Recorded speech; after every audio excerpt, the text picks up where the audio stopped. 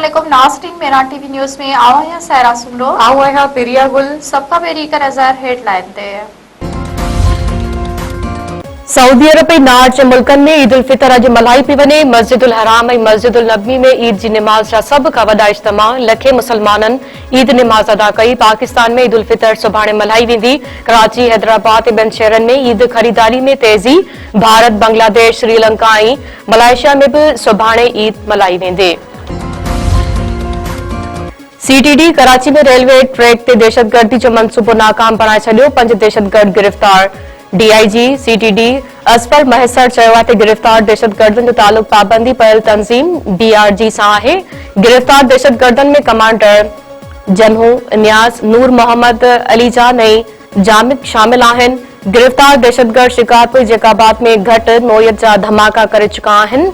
DIG CTD मूजिब BLA चई ॿियनि पाबंदी पयल तंज़ीमनि खे भारत जी सपोर्ट हासिल आहे। दहशतगर्दनि जा जेतिरा बि नेटवर्क आहिनि उहे भारत मां ऑपरेट थींदा आहिनि। सीनियर सूबाई वज़ीर शर्जील इनाम अहमद चयो आहे त ख़र्च घटाइण वारी पॉलिसी तहत 60% सरकारी गाॾियूं ग्राउंड करे छॾियूं आहिनि, जिन में 47 खां वधीक खातनि जूं गाॾियूं शामिल आहिनि। 2837 गाॾियुनि मां 524 गाॾियूं ग्राउंड कयूं वयूं। सीनियर सूबाई वज़ीर शर्जील इनाम अहमद जी सदारत हेठि सिंध काबीना जे ख़र्च घटाइण बाबति ज़ैली कमेटी जो इजलास।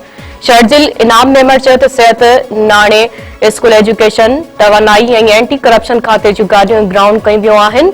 कुझु खातनि में ही शरह 65% खां बि वधी वई आहे। ही फ़ैसिलो तेल जे ख़र्च खे नज़र में रखंदे कयो वियो। सूबाई हुकूमत ख़र्च घटाइण वारी पॉलिसी ते सख़्ती सां अमल दरामद करे रही आहे। अमरीकी इसराइली हमले में ईरान जो ब्रिगेडियर जनरल अली मोहम्मद नायनी शहीद। ईरानी पासदार ने इनकलाब ब्रिगेडियर जनरल अली मोहम्मद नायनी की शहादत की तस्दीक कर छड़ी। पासदार ने इनकलाब चयो आहे त ब्रिगेडियर जनरल अली मोहम्मद नायनी अमरीका ऐं इसराइल जे हमले में शहादत माणी आहे। ईरानी सदर मसूद पज़ेश्कियान चयो आहे त सिहोनी रजीम जी फितरत रियासती दहशतगर्दी आहे।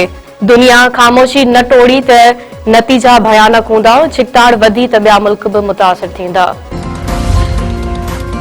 अमरीकी सदर डोनाल्ड ट्रंप चयो आहे त ईरान विच ओभर में दुनिया ॿिन्हिनि लाइ ख़तरो आहे।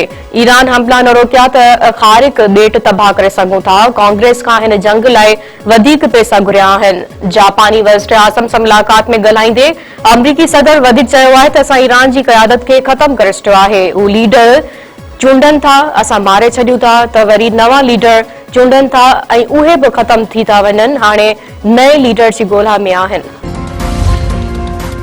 पाकिस्तान अफगानिस्तान सां जंगबंदी जी भनकड़ी जी दावा रद्द करे छॾी। इतलात वारे वज़ीर अता तारड़ चयो आहे त पाकिस्तान जंगबंदी जी भनकड़ी नाहे कई। अफगान तालिबान रजीम जी दावा कूड़ ते ॿधल आहे।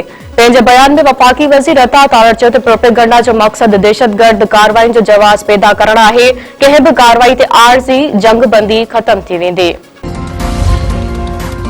चक में नंढे भाउ वॾे भाउ खे कुहाड़ी हणी क़तल करे छॾियो। शहर जे सेठार पाड़े में भाइरनि में दीवार जे मामले तां झेड़ो। रफ़ीक अहमद दमियो, कुहाड़ियूं लॻण करे ज़ख़्मी, सखड़ नियन ते दम ॾिनई।